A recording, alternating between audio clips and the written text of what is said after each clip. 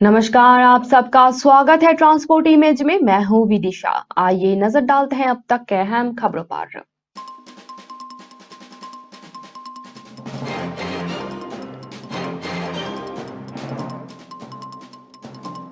हाथापाई, बोतल की बौछार और रात भर तकरार। एमसीडी स्टैंडिंग कमेटी के चुनाव में हुआ हंगामा।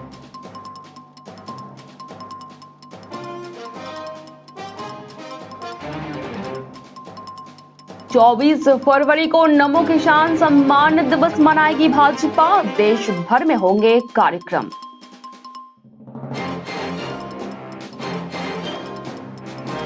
नोएडा के ओयो होटल में रेड, पुलिस को आपत्तिजनक हालत में मिले कपल। 7 लड़कियों को किया गया रेस्क्यू, 4 हुए अरेस्ट।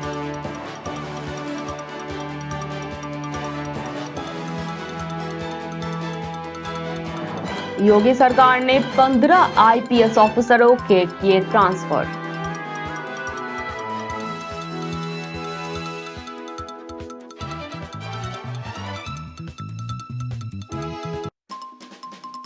श्री कृष्ण जन्मभूमि शाही ईदगाह केस में अलग अलग अदालतों में 2 मामलों की सुनवाई होगी आज।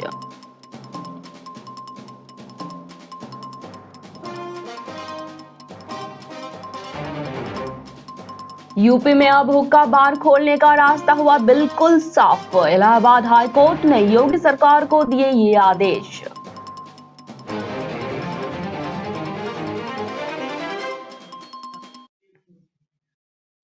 आइए जानते हैं खबरें विस्तार से। सुप्रीम कोर्ट के आदेश के बाद बुधवार को दिल्ली नगर निगम को उसका मेयर और डिप्टी मेयर आज से ही मिल गया। आम आदमी पार्टी ने बिना किसी परेशानी के एमसीडी के दोनों अहम पदों पर कब्जा कर लिया। लेकिन असली जंग तो अब शुरू हुई है, जो सदन के भीतर पूरी रात चली। दोनों तरफ से ही हंगामा हुआ, हाथापाई, पानी की बोतलों से एक दूसरे पर वार। सब कुछ रात भर एमसीडी के सदन में देखने को मिला। दरअसल ये पूरी लड़ाई स्टैंडिंग कमेटी पर आधारित अधिकार को लेकर हुआ। सदन में अब स्टैंडिंग कमेटी के 6 सदस्यों का चुनाव होना है, जिनमें से 3 आप और 2 भाजपा के सदस्य जीतने तय हैं। यानी कि सारी लड़ाई अब छठे सदस्यों को लेकर है। दिल्ली नगर निगम यानी कि एमसीडी की स्थायी समिति के 6 सदस्यों का चुनाव बुधवार को सदन में भारी शोर शराबे के कारण नहीं हो पाया था। एमसीडी में स्टैंडिंग कमेटी बेहद ताकतवर मानी जाती है और वित्तीय फैसले लेने के प्रस्ताव का अधिकार उसी के पास होता है। इसी स्टैंडिंग कमेटी पर अपना अधिकार करने के लिए दिल्ली के सत्तारूढ़ पार्टी और भाजपा में जंग छिड़ी हुई है। स्टैंडिंग कमेटी में कुल 18 सदस्य होते हैं, जिनमें से 12 सदस्य अलग अलग जोन में चुने जाएंगे, लेकिन 6 सदस्य यही एमसीडी के हाउस में ही चुने जाएंगे। इन्हीं 6 सदस्यों के चुनाव को लेकर हंगामा बरसा हुआ है। आपने 6 सीटों के लिए 4 उम्मीदवार उतारे हुए हैं। इसके 3 उम्मीदवारों की जीत तय है, लेकिन चौथे उम्मीदवार की जीत के लिए उसमें पास 10 वोट कम है। वहीं बीजेपी ने 6 सीटों के लिए 3 उम्मीदवार उतारे हैं। उसके 2 उम्मीदवारों की जीत पक्की है, लेकिन तीसरे उम्मीदवार की जीत के लिए उसके पास बस 3 वोट कम है।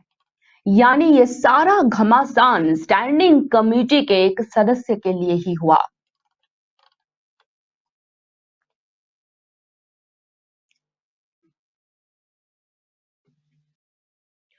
बीजेपी प्रधानमंत्री नरेंद्र मोदी द्वारा किसानों को डायरेक्ट बेनिफिट ट्रांसफर के तहत दिए जाने वाले किसान सम्मान निधि के 4 साल पूरा होने पर 24 फरवरी को एक बड़ा कार्यक्रम आयोजित करने जा रही है। पार्टी के किसान मोर्चा के अध्यक्ष राजकुमार चाहर इसके लिए व्यापक तैयारी कर रहे हैं। बीजेपी किसान मोर्चा के मीडिया प्रभारी मनोज यादव का कहना है कि सांसद और किसान मोर्चा के अध्यक्ष राजकुमार चाहर ने किसान सम्मान निधि के 4 साल पूरा होने के मौके पर देश भर में व्यापक कार्यक्रम करने की योजना बनाई है। मिली जानकारी के मुताबिक बीजेपी 24 फरवरी को नमो किसान सम्मान दिवस के तौर पर देश के सभी जिलों में कार्यक्रम आयोजित करेगी। इसी के तहत देश के सभी जिलों में किसान सम्मेलन के साथ साथ किसान सभा का आयोजन भी किया जाएगा। बीजेपी किसान मोर्चा इस योजना के लाभार्थियों के साथ संपर्क और संवाद भी स्थापित करेंगी। पीएम मोदी को उनके इस ऐतिहासिक कदम के लिए देश भर के किसान मोर्चे के कार्यकर्ता विशेष आभार भी प्रकट करेंगे। गौरतलब यह है कि प्रधानमंत्री नरेंद्र मोदी ने 2019 में उत्तर प्रदेश के गोरखपुर से किसान सम्मान निधि योजना की शुरुआत की थी। इस योजना के अंतर्गत देश भर के 11 करोड़ से अधिक किसानों के खाते में प्रति वर्ष 6,000 रुपया सीधे जमा किए जाते हैं। आगामी लोकसभा चुनाव के मद्देनजर बीजेपी पीएम नरेंद्र मोदी के इस प्रयास का फायदा भी उठाना चाहती है।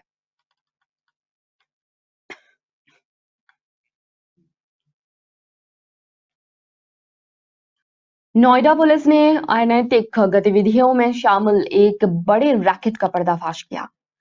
नोएडा के सेक्टर 41 के ओयो होटल में ये रैकेट चल रहा था। बुधवार देर रात सूचना पर एसीपी रजनीश वर्मा के नेतृत्व में एक टीम ने यहां पे छापेमारी की। मौके से 7 लड़कियों को पुलिस ने रेस्क्यू किया और 4 लोगों को गिरफ्तार किया। गैंग के लोग दिल्ली एनसीआर में इस रैकेट का संचालन किया करते थे। फिलहाल पुलिस ओयो होटल के मालिक की तलाश कर रही है। इसके लिए पुलिस ने टीम गठित कर दी है और जल्द ही गिरफ्तारी की बात कही जा रही है।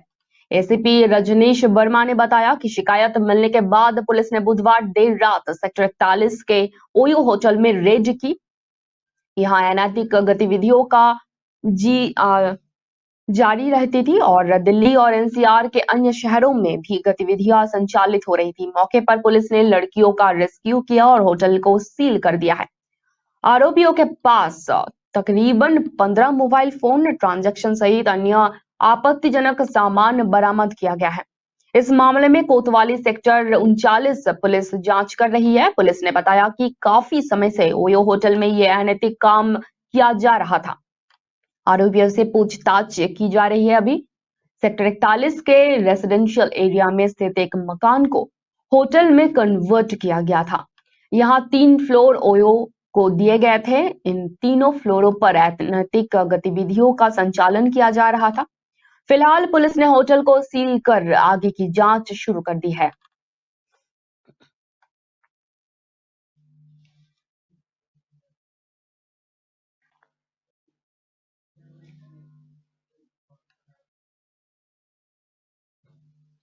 आज आईएएस ऑफिसरों के तबादले के बाद बुधवार देर रात योगी सरकार ने 15 आईपीएस ऑफिसरों के तबादले कर दिए।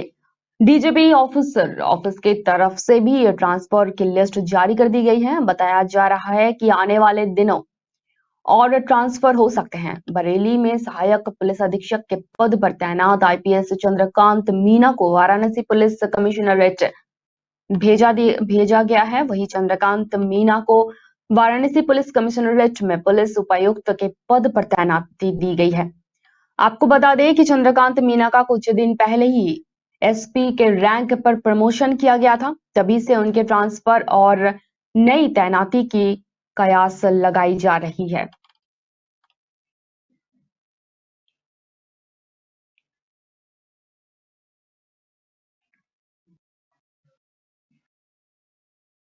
मथुरा में गुरुवार को श्री कृष्ण जन्मभूमि व शाही ईदगाह विवाद के 2 मामलों को लेकर अलग-अलग अदालतों में अहम सुनवाई होनी है। दोनों ही मामले में श्री कृष्ण जन्मभूमि की 13.37 एकड़ भूमि को शाही ईदगाह के कब्जे से मुक्त कराए जाने से संबंधित है। एक मामले की सुनवाई सिविल जज सीनियर डिवीजन की अदालत में होनी है, तो जिसमें श्री कृष्ण जन्मभूमि मुक्ति निर्माण ट्रस्ट की ओर से याचिकाकर्ता आशुतोष पांड्या द्वारा दायर बाद में श्री कृष्ण जन्मभूमि आदि बनाम शाही मस्जिद ईदगाह पर सुनवाई होगी। वही इस मामले में मुस्लिम पक्ष की सीपीसी के तहत बाद के मेंटेनेंस और नॉन मेंटेबल पर सुनवाई होगी। वही हिंदू पक्ष द्वारा सर्वे वैज्ञानिक जांच आयोग गठन की प्रार्थना पत्रों पर सुनवाई होगी। हिंदू पक्ष के याचिकाकर्ता आशुतोष पांड्या ने रोज सुनवाई के लिए एक प्रार्थना पत्र जिला न्यायाधीश मथुरा के एक आदेश के साथ ही दिए हैं, जिस पर भी सुनवाई होनी है। उधर याचिकाकर्ता महेंद्र प्रताप की रिवीजन याचिका पर एडीजे 6 तक की कोर्ट में से भी आज अहम फैसला आ सकता है। ये फैसला इसलिए भी अहम माना जा रहा है कि यदि महेंद्र प्रताप की रिवीजन याचिका पर अदालत सर्वे का फैसला महेंद्र प्रताप के पक्ष में देता है, तो ये फैसला हिंदू पक्ष के लिए संजीवनी का काम करेगा। और यदि अदालत शाही ईदगाह के पक्ष में मुस्लिम पक्ष के साथ रूल 11 को पहले सुनने पर फैसला देती है, तो ये मुस्लिम पक्ष को और मजबूती प्रदान करेगा, क्योंकि पहले भी कई मामलों में अदालत 7/11 पर पहले सुनवाई के आदेश दे चुका है।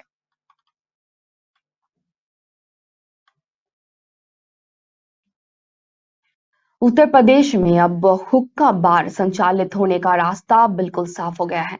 इलाहाबाद हाई कोर्ट ने यूपी सरकार को गाइडलाइन से तय कर लाइसेंस जारी किए जाने का निर्देश दिया है। हाई कोर्ट ने कहा है कि फूड सेफ्टी डिपार्टमेंट हुक्का पार्लर के लाइसेंस की गाइडलाइंस तय करेगा। रेस्टोरेंट संचालकों को हुक्का बार चलाने के लिए औपचारिक तौर पर आवेदन करना होगा। विभाग को 1 महीने के अंदर इन आवेदनों का निपटारा करना होगा। आपको बता दें कि यूपी में अभी तक हुक्का बार चलाने के लिए कोई नीति नहीं थी और अभी तय यूपी में अवैध तरीके से ही हुक्का पार्लर चल रहे थे। इलाहाबाद हाई कोर्ट ने सितंबर 2020 को कोविड की महामारी के मद्देनजर हुक्का पार्लर पर पूरी तरह से पाबंदी लगाए जाने का आदेश दिया था। कोर्ट के निर्देश पर मुख्य सचिव ने हुक्का बार चलाने पर पाबंदी लगा दी रखी थी। 2020 के सुओ मोटो याचिका को निस्तारित करते हुए इलाहाबाद हाई कोर्ट ने यह फैसला किया और याचिका को निस्तारित किया। एक्टिंग चीफ जस्टिस प्रीतिकर दिवाकर और जस्टिस SD सिंह की डिवीजन बेंच ने यह फैसला सुनाया है।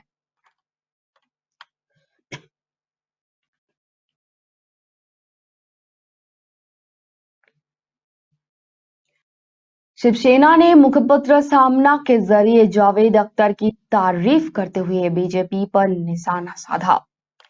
शिवसेना ने लिखा कि जो अंधभक्त नहीं कर पाए वो जावेद अख्तर ने पाकिस्तान में घुसकर कर दिखाया। वो सच्चे देशभक्त हैं। साथ ही ये भी लिखा, भारतीय जनता पार्टी की राष्ट्रवाद और देशद्रोह की परिभाषा बिल्कुल अलग है। जो बीजेपी की पलकी नहीं उठाते हैं और जो उनका गुलाम बनने को तैयार नहीं है, वे सभी उनकी नजर में देशद्रोही हैं। जो मोदी वक्त नहीं है वो देश का नहीं। ऐसे भाजपा की सीधी सीधी राय है।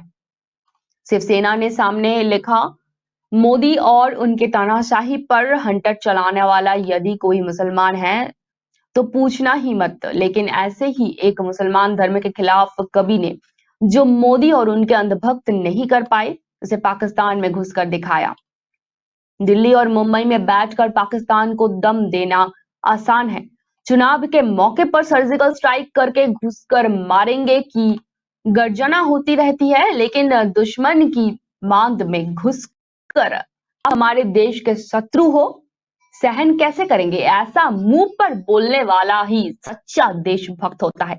इसके अलावा लिखा, अख्तर ने देशभक्ति और हिम्मत की एक मिसाल देश के सामने रखी है।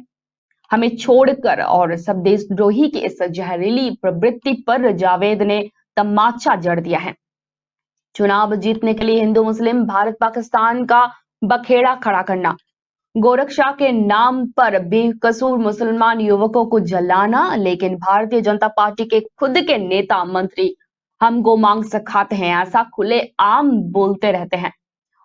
उन पर आंखें घुमाने की हिम्मत नहीं है।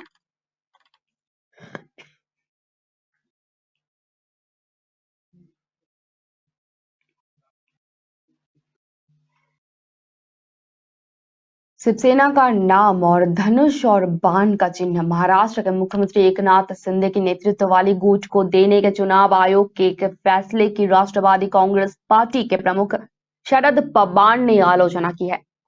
पवार ने इसके साथ ही कहा है कि उन्होंने चुनाव आयोग से इस तरह का निर्णय कभी नहीं देखा। महाराष्ट्र के पुणे में एनसीपी प्रमुख शरद पवार ने अल्पसंख्यक समुदाय के सदस्यों को संबोधित करते हुए कहा, चुनाव आयोग ने कुछ दिन पहले एक फैसला दिया था। ये एक उदाहरण है कि कैसे एक संस्था का दुरुपयोग किया जा सकता है। हमने चुनाव आयोग का ऐसा फैसला कभी नहीं देखा। पवार ने इसके साथ ही कहा कि बाला साहेब ठाकरे ने अपने आखिरी दिनों में कहा था कि उनके बाद शिवसेना की जिम्मेदारी उद्धव ठाकरे को दी जाएगी, लेकिन किसी ने चुनाव आयोग से शिकायत की और आयोग ने फैसला सुनाते हुए किसी और को शिवसेना और उसका चिन्ह आवंटित कर दिया।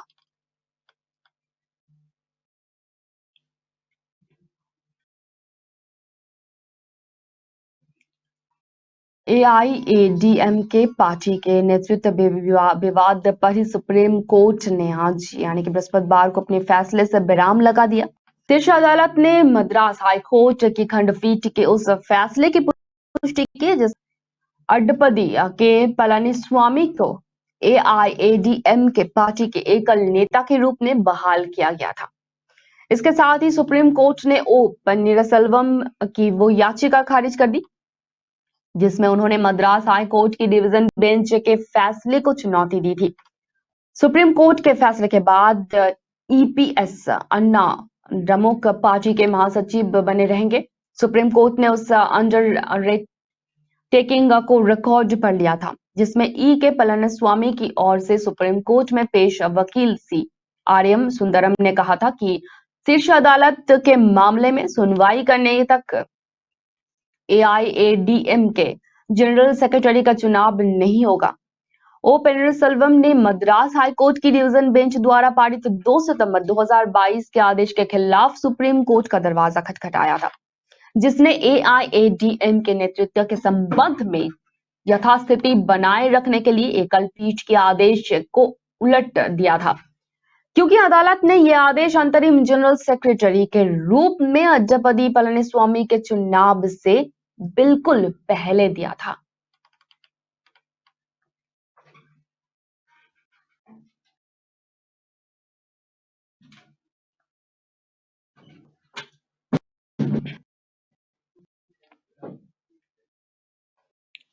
दक्षिणी यूरोप और उत्तरी अफ्रीका में फसलों की पैदावार कम होने के कारण ब्रिटेन सब्जियों विशेष रूप से टमाटर की कमी का सामना कर रहा है।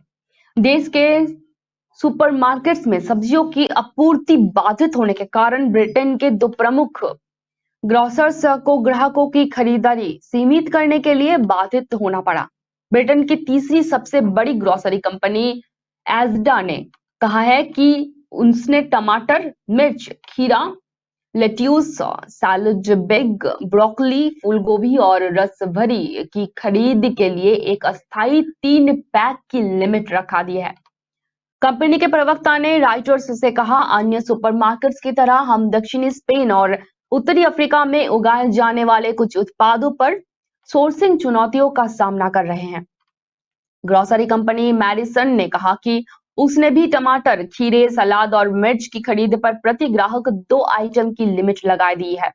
सोशल मीडिया खाली फल और सब्जियों की अलमारियों की तस्वीरों से अटा पड़ा था जिनमें टमाटर विशेष रूप से गायब थे।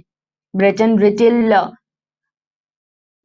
कंसोर्टियम यानी कि बीआरसी जो मार्केट लीडर टेस्को और नंबर 2 सेंसबरी सहित सभी प्रमुख सुपरमार्केट्स का प्रतिनिधित्व करता है, उसने कहा कि आपूर्ति का मुद्दा व्यापक स्तर पर पहुंच गया है। दक्षिण यूरोप और उत्तर अफ्रीका में खराब मौसम ने कई फसलों की कटाई को बाधित किया है, जिससे सब्जियों की आपूर्ति बाधित हुई है।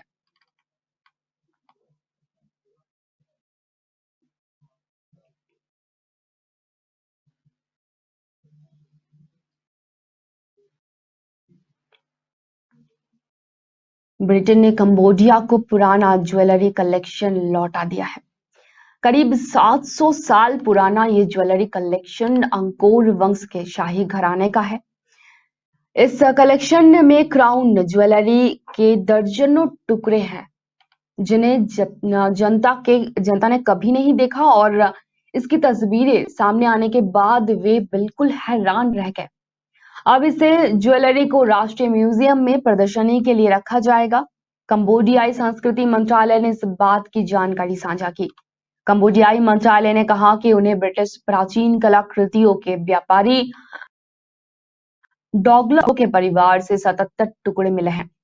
लिचफोर्ड की साल 2020 में मौत हो गई थी। उस समय उन पर अमेरिका में आर्ट ट्रैफिकिंग का मुकदमा चला चला रहा था और इसमें उनके परिवार ने चोरी किए गए कलेक्शन को कंबोडिया को लौटाने का वादा किया था और ऐसा ही उन्होंने किया। मंत्रालय ने भी एक बयान में कहा कि शुक्रवार को संविधान और सावधानी से कंबोडिया पहुंचे गए इस कलेक्शन में मुकुट, हार, कंगन, बेल्ट, झुमके और ताबीज सहित अंकोरियन कॉल से पूर्व और अंकोरियन कॉल के सोने और अन्य कीमती धातु के टुकड़े भी शामिल हैं।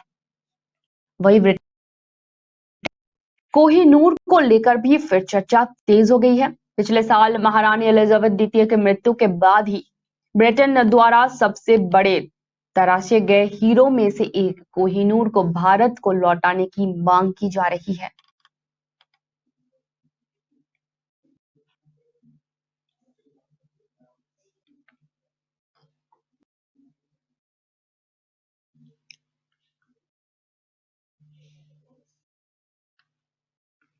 जलवायु अनुकूल खेती कर किसान कम लागत में मोटी कमाई कर सकते हैं।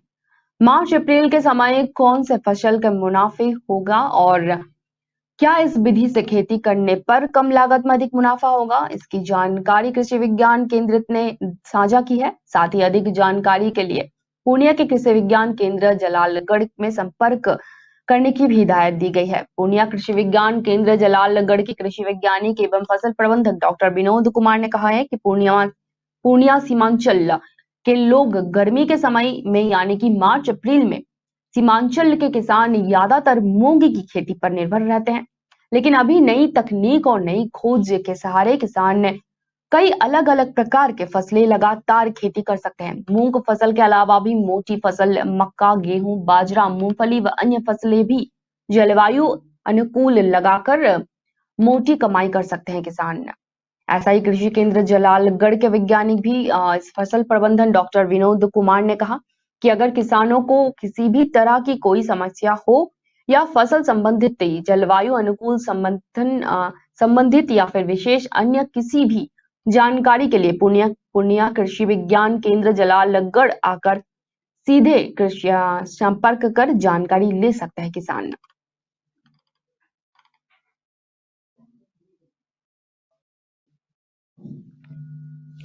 अब तक के लिए इतना ही, धन्यवाद।